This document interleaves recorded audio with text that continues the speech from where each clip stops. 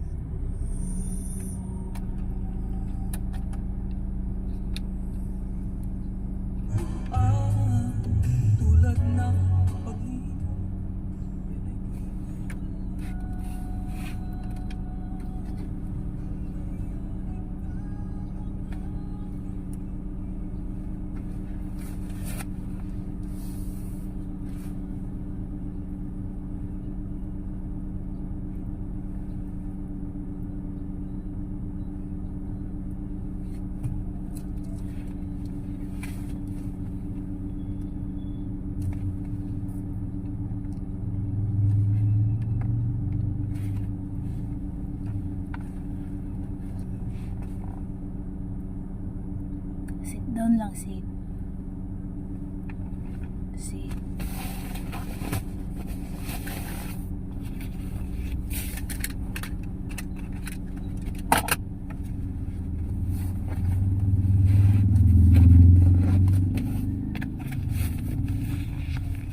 Sagay mo.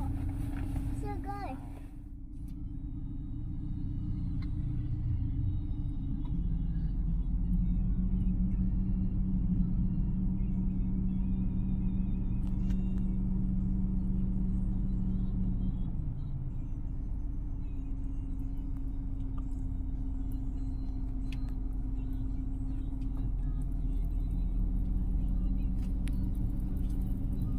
Yan.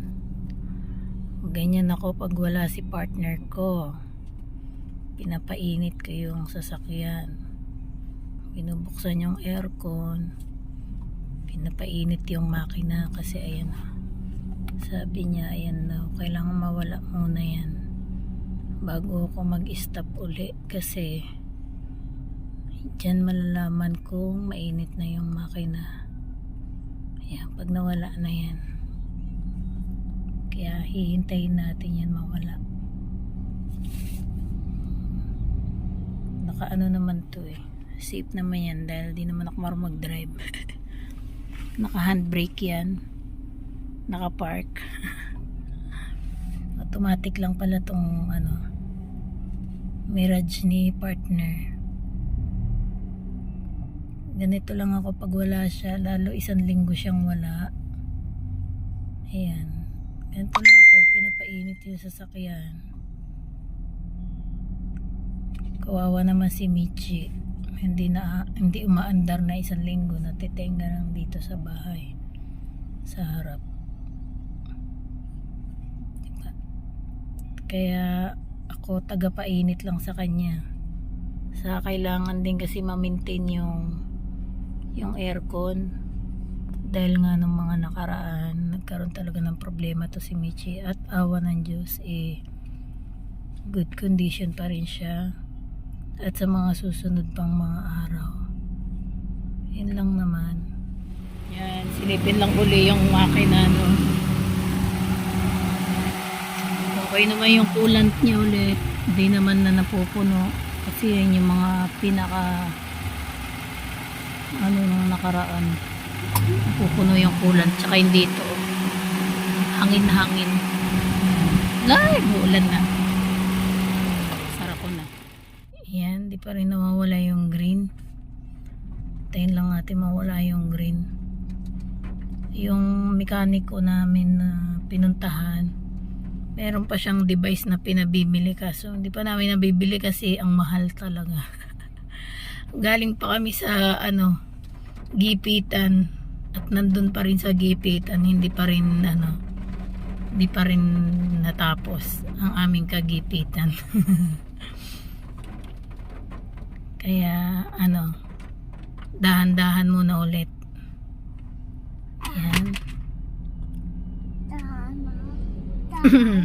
A few moments later. Ayan, wala na siya, 'di ba? Wala na yung kulay green dito kanina. Ayun yung sinasabi ni partner na pag nawala na yung kulay green dyan, so ibig sabihin medyo uminit na si Michi. Kung meron kayo nakikitang red dyan, ayan yung sa handbrake, naka handbrake yan. Dati tumutunog yan, di ko alam kung ano yan eh, tapos nagbiblink. Yun nga, sa handbrake pala yan siya. Yan lang, update lang, pang update lang naman tong video na to. Yan lang guys, thank you, bye.